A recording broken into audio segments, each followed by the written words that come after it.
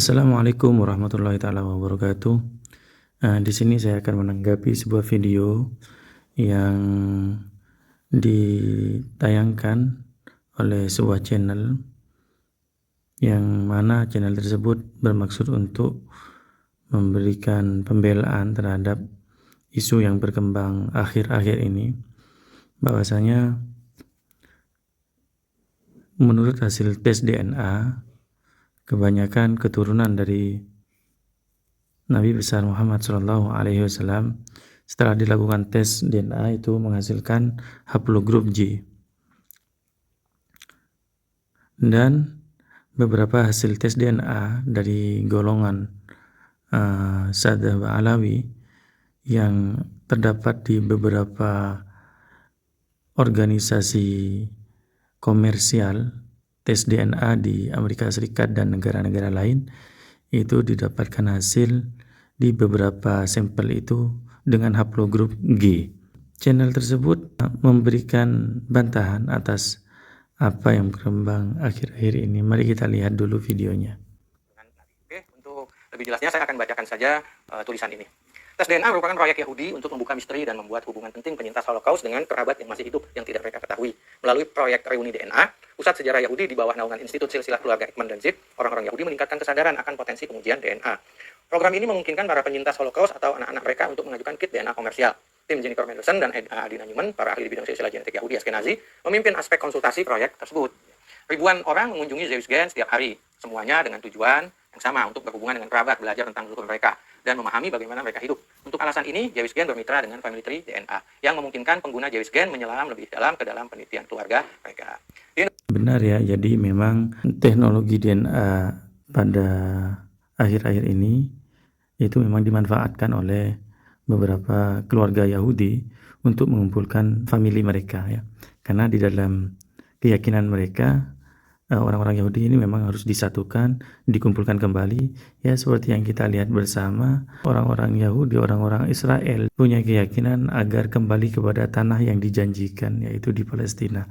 Oleh karena itu mereka mengumpulkan saudara-saudara mereka, famili-famili mereka, untuk kemudian agar bersatu kembali di tanah Palestina, seperti itu. Nah, dengan adanya tes DNA ini, para kaum Yahudi atau Israel ini berijtihad agar dapat ditemukan para famili-famili mereka. Ya, tentunya juga dengan adanya catatan. Di Indonesia, virus ini menular kepada sebagian orang yang ingin diakui sebagai keturunan Wali Songo. Ya, saya tanggapi orang dalam video tersebut mengatakan virus ini menular kepada sebagian orang yang ingin diakui sebagai keturunan Wali Songo. Baik, dari kata-katanya saja ini sudah ada sentimen ya terhadap apa yang menjadi penelitian di dalam salah satu lembaga pencatat keturunan Wali Songo dengan menggunakan dua teknik, dua cara, yaitu dengan cara penelitian kitab-kitab kuno ataupun manuskrip dan catatan-catatan yang disimpan. Juga lembaga tersebut menggunakan teknik sains modern, yaitu tes DNA. Saya pikir sangat tidak elok jika mengatakan keilmuan, ya, dalam segi keilmuan ini dikatakan virus. Ini seakan-akan ada sentimen atau kebencian atau apa. Ya, saya kurang tahu ya. Kita lanjutkan videonya. Tetapi diduga palsu karena silsilah nasabnya tertolak dari sisi syariat sebagai keturunan Nabi. Nah, ini tertolak dalam segi syariat ini bagaimana maksudnya, saya juga kurang paham. Mungkin beliaunya tidak paham dengan apa yang dilakukan oleh salah satu lembaga pencatat keturunan Wali Songo. Jadi keturunan Wali Songo itu tidak ujuk-ujuk langsung melakukan tes DNA, tidak. Karena tes DNA itu tanpa adanya catatan dari kitab-kitab manuskrip atau catatan keluarga itu tidak bisa dilakukan. Jadi tes DNA itu hanya sebagai konfirmasi saja atau sebagai alat untuk melihat peta migrasi itu. Nah, di dalam manuskrip itu kan ada catatan-catatan silsilahnya itu yang menyebutkan beberapa person orang-orang yang ada di atas kita. Nah, kita deteksi itu di atas kita itu hidupnya di mana saja, di daerah mana saja. Jadi seumpama saya ini ada keturunan dari Cina, maka ketika ada tes DNA itu memang benar ada peta migrasi dari Cina. ya dari Cina, berarti itu terkonfirmasi seperti itu.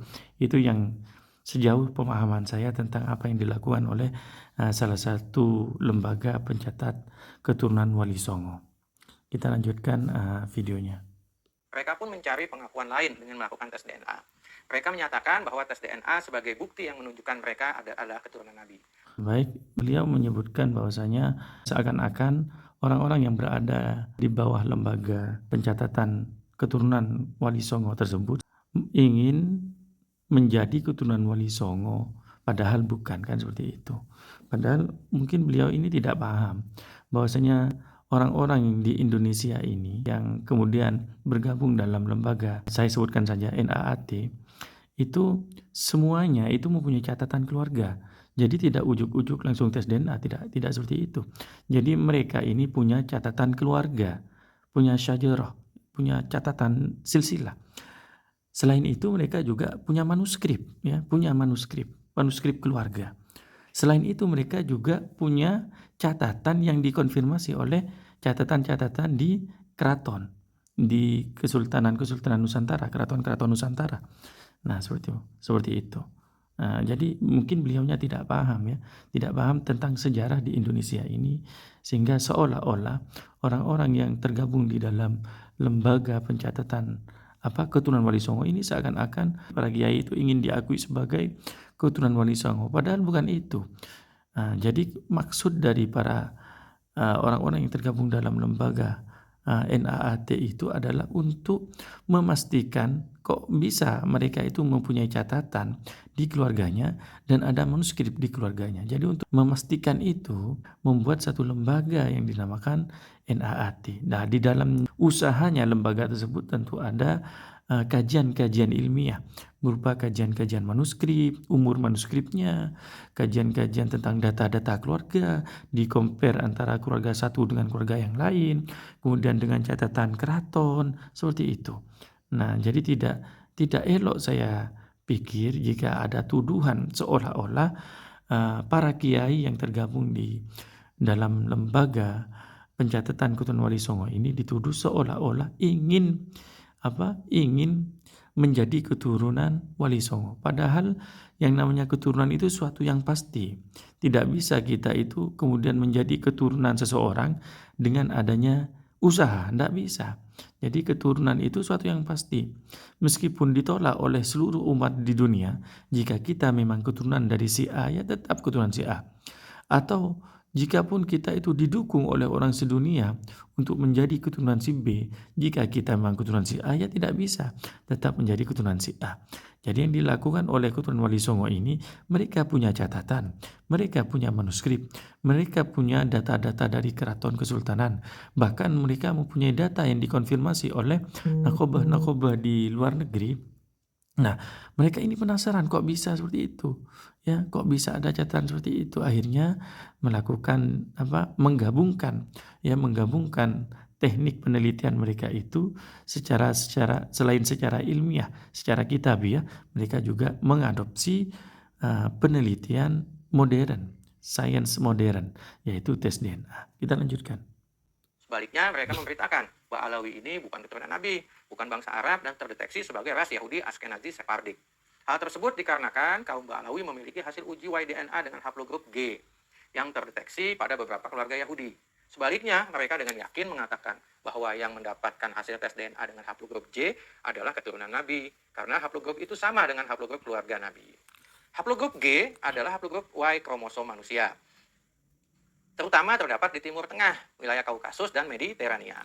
Nah, jadi yang dimaksud dengan YDNA itu adalah kode genetik yang kita warisi dari ayah. Seorang lelaki, pria, ya, seorang pria itu mempunyai 100% genetik dari sang ayah. Sang ayah mempunyai 100% dari genetik kakek. Kakek ke buyut terus seperti itu. Itu namanya YDNA. Ya. Kalau yang perempuan beda lagi kalau yang perempuan. Ya, kita lanjutkan. Populasi haplogrup tertinggi jenis ini terdapat di Iran, Afghanistan, dan Pakistan. Silakan kita lihat gambar. Nah, ini gambarnya. Jadi haplogrup G banyak di daerah Afghanistan, Pakistan, dan Iran. Bukan tidak di situ saja, dia menyebar ke berbagai wilayah. Ada yang di Afrika, ada juga yang di Timur Tengah. Di Timur Tengah, ada juga yang di Indonesia. Ini adalah penyebaran haplogrup G. Kode G ditemukan dengan presentasi sederhana, kecil di antara pria Yahudi dalam beberapa subkelompok haplogrup G, Y, DNA. Mayoritas termasuk dalam kategori G2B dan G2C. Haplogrup yang lebih umum banyak ditemukan di antara orang Yahudi adalah E, J2, dan J1. Nah, ini menarik. Sekali lagi saya akan ulang. Kode G ditemukan dengan presentasi sederhana atau kecil di antara pria Yahudi. Dalam beberapa subkelompok haplogrup G atau YDNA, mayoritas termasuk dalam kategori G2B dan G2C. Haplogrup yang lebih umum atau banyak ditemukan di antara orang Yahudi adalah E, J2, dan J1.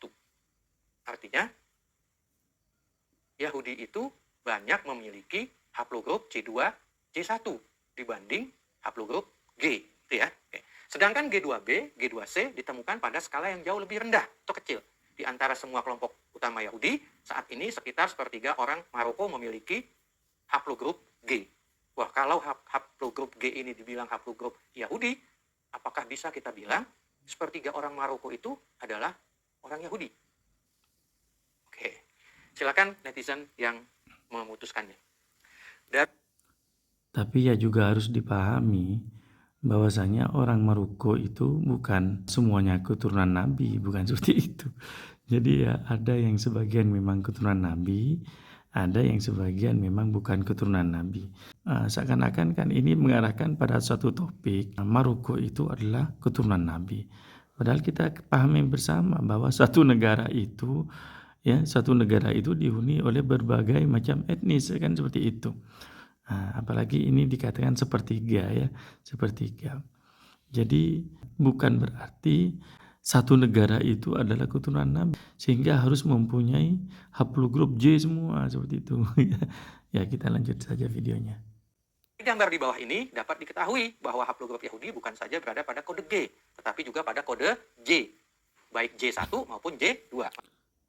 Baik, sepengetahuan saya, karena memang antara bangsa Israel dan bangsa Arab itu kan satu famili masih. Jadi dari Nabi Ibrahim ini kan mempunyai dua anak. Yang pertama itu adalah Ismail, yang kedua adalah Ishak. Jadi sebenarnya ini satu keluarga. Kemudian Nabi Ismail ini menurunkan ke Nabi Muhammad, yang Ishak ini kemudian menurunkan ke bangsa-bangsa Israel atau Yahudi, atau kita kenal dengan nama Nabi Yakub ya, yang dikenal sebagai Israel, seperti itu. Jadi wajar ketika ada kesamaan, kemiripan kode haplogrup karena memang satu keluarga ya, satu keluarga. Beda lagi dengan jika haplogrup G. Nah, haplogrup G ini apakah termasuk di dalam ada di antara keluarga keturunan Nabi Ismail itu atau tidak? Ya, apakah haplogrup G ini ada ya, terdeteksi ya dari keturunan Nabi Ismail atau tidak? Nanti kita akan jawab ya. Kita lanjutkan dulu videonya. Y kromosom haplogrup J dan subgrupnya J1, J2 terhubung dengan asal-usul di Jazirah Arab, Eropa Selatan, dan Afrika Utara. Dan secara umum banyak ditemukan pada pria Yahudi, Ashkenazi, Separdi, dan Mizrahi. Nah, ini menarik lagi. Ternyata Yahudi, Ashkenazi, Separdi, dan Mizrahi itu banyak yang haplogrupnya J1 dan J2. Saat ini keturunan haplogrup J dapat ditemukan di sepertiga dunia. Konsentrasi keturunan yang tinggi di Jazirah Arab. Nah, lihat gambar. Oke, kita lihat gambar. Nah, seperti ini. Jadi yang agak tebal ini hijau berarti persebarannya di atas 50. Baik, kita langsung saja ya. Kita lihat apakah benar pernyataan beliau ini. Nah, karena beliau tersebut menggunakan data-data yang berbasis internet, maka saya di sini juga akan menggunakan data-data yang berbasis di internet. Jadi saya di sini menggunakan AI yang bisa menjawab semua pertanyaan dengan big data yang ada di internet. Baik, saya langsung saja tanyakan ya. Karena mengapa saya menggunakan aplikasi ini?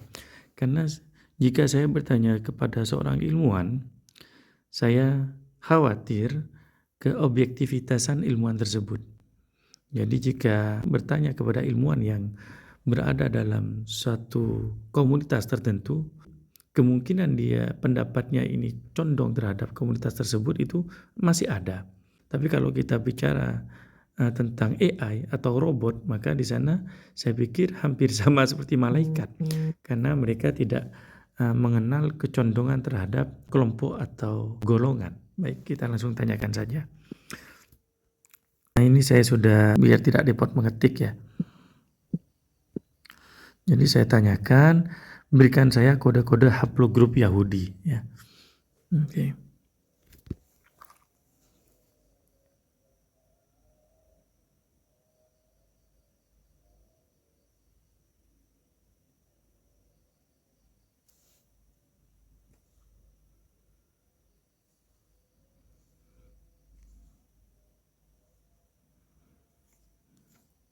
Oke, ini jawaban dari AI tersebut ya.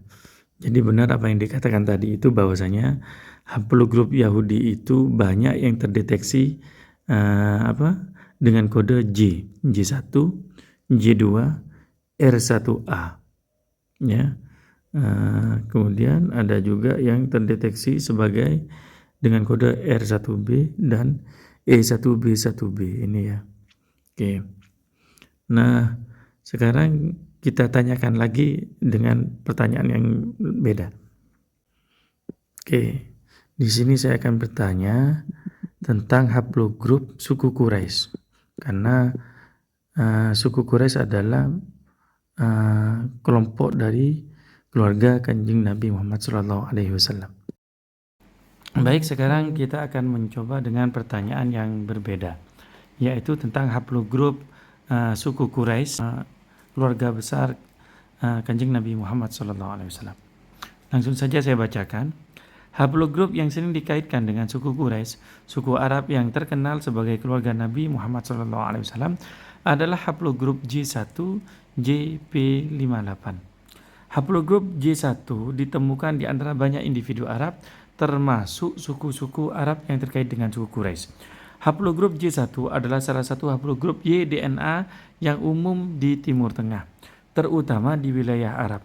Ini adalah haplogrup yang berasal di Afrika Utara dan menyebar ke Timur Tengah sekitar 20.000 tahun yang lalu. Di antara haplogrup J1, cabang utama yang dikaitkan dengan suku Quraisy adalah suklet JP58. Namun penting untuk diingat bahwa haplogrup DNA hanya memberikan informasi tentang garis ayah atau paternal. Jadi kalau Y-DNA ya, kalau Y-DNA ini itu hanya khusus untuk garis ayah. Nah, kalau mtDNA itu khusus untuk garis ibu ya. Nah, baik, kita lanjut ke berikutnya. Nah, adakah suku Quraisy yang memiliki haplogrup G? Ada apa enggak? Kan yang dipermasalahkan di video tersebut kan tentang haplogrup G dan J. Nah, sekarang kita tanyakan, bangsa Quraisy itu punya haplogrup G enggak? Maka jawabannya, sampai pengetahuan saya yang terbaru ini, sampai pengetahuan AI yang terbaru ini ya. AI itu adalah artificial intelligence ya. Sampai pengetahuan saya yang terbaru, haplogrup G tidak secara umum dikaitkan dengan suku Quraisy. Haplogrup G lebih umum ditemukan di populasi Eropa, Kaukasus, dan beberapa wilayah Asia Tengah. Nah ya, tuh. Meskipun haplogrup G dapat ditemukan di beberapa individu Arab, ya memang ditemukan di beberapa individu Arab ya, mungkin ya karena pertalian pernikahan itu tidak dapat dikontrol ya, mungkin ada saja yang dari G itu menikah dengan bangsa Arab, karena kita tahu sendiri, kita sama-sama tahu bahwasanya di Arab juga ada bangsa Israel ya, yang beragama Yahudi di zaman Nabi Muhammad SAW. termasuk di beberapa kelompok Arab tertentu. Tidak ada bukti yang menunjukkan korelasi langsung antara haplogrup G dan suku Quraisy secara spesifik. Nah, seperti itu ya. Jadi ya teman-teman bisa simpulkan sendiri tentang apa yang saya sampaikan ini.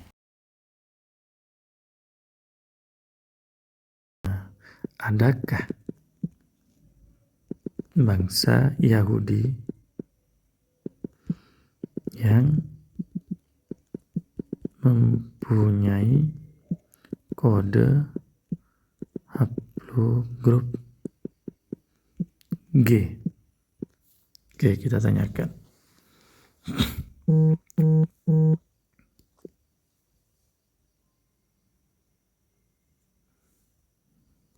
Oke, ini. Jadi di sini disebutkan, dijawab, saya bertanya, adakah bangsa Yahudi yang mempunyai kode haplogrup G? Ini ada jawaban, ya, haplogrup G, YDNA adalah salah satu haplogrup yang terkait dengan sebagian kecil bangsa Yahudi. Nah, jadi ini spesifik ya, sebagian kecil dari bangsa Yahudi. Haplogrup G cukup umum di Timur Tengah dan ditemukan dalam frekuensi yang lebih tinggi di antara kelompok-kelompok etnis seperti Yahudi, Askenazi, ya. Nah, bisa dibaca ini ya ke bawahnya. Nah, ini kode-kode yang dimiliki oleh bangsa Yahudi dengan haplogrup G. Ini kode-kodenya. Nah, sekarang kita tanyakan lagi tentang bangsa Quraisy, ya. Kita tanyakan. Oke. Adakah bangsa Quraisy, ya? Kita rubah menjadi Quraisy.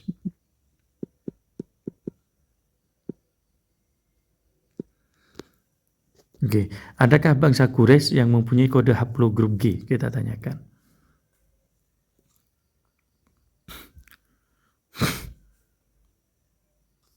Baik, ini sudah ada jawaban. Jadi untuk bangsa Quraisy, ini ada jawaban, haplogrup G tidak secara khusus dikaitkan dengan bangsa Quraisy. Ya, haplogrup G YDNA terkait dengan sejumlah kelompok etnis di seluruh dunia, termasuk populasi di Timur Tengah, Eropa, Asia Tengah, dan Afrika. Ya, Afrika Utara. Namun tidak ada haplogrup yang secara khusus dikaitkan dengan suku Quraisy. Tidak ada ya haplogrup G yang secara khusus dikaitkan dengan suku Quraisy. Kesimpulannya apa? Kesimpulannya adalah untuk haplogrup J ini bisa saja itu dari Israel, bisa saja itu dari Quraisy. Mengapa seperti itu? Mengapa bisa seperti itu? Karena memang antara bangsa Israel dan suku Quraisy ini adalah masih satu keluarga, satu rumpun. Jadi wajar saja jika ditemukan dengan kode haplogrup yang sama. Nah, untuk haplogrup G ini beda. Baik, sebelum saya akhiri konten saya kali ini, saya perlu jelaskan bahwasanya konten saya tidaklah bermaksud menuduh ini adalah keturunan tidak sama sekali. Justru secara pribadi saya berhusnudzon bahwasanya mereka ini, beliau-beliau ini adalah keturunan Nabi Muhammad SAW. Mengapa saya husnudzon? Karena ya mereka punya catatan. Ya, mereka punya catatan. Jadi ya saya ambil opsi yang lebih positif dalam kita hidup bersama, berbangsa dan bernegara. Seperti itu. Itu saya secara pribadi. Tapi mengapa saya membuat konten seperti ini? Saya membuat konten ini adalah dengan dasar terpaksa, ya, terpaksa. Kenapa? Karena konten tersebut menurut saya mengandung unsur yang tidak baik, ya, mengandung sesuatu yang tidak baik. Kita baca di sini ya teman-teman. Nah, kita baca tumbelnya ini. Sarangan balik part 2. Hasil tes DNA Ba'alawi membuktikan mereka sahih keturunan Nabi Shallallahu Alaihi Wasallam. Nah, kita baca di sini ya teman-teman. Nah, di sini ada kalimat yang menurut saya tidak elok ya, tidak bagus untuk kehidupan kita bersama. Ini menyebutkan keturunan Wali Songo palsu, ternyata Yahudi Kohanim. Nah, ini yang membuat saya membuat konten ini. Jadi untuk menjawab apa yang ada di konten tersebut, saya kemudian membuat video ini. Ya, jawaban untuk mereka yang meminta tes DNA habaib. Ya, teman-teman bisa menyimpulkan sendiri, bisa ya mengambil pemahaman sendiri. Sekian konten saya pada kali ini. Kurang lebihnya saya mohon maaf yang sebesar-besarnya apabila ada yang menyinggung perasaan saudara-saudara ya para netizen, saya mohon maaf yang sebesar-besarnya. Wabillahi taufiq wal hidayah. Wassalamualaikum warahmatullahi wabarakatuh.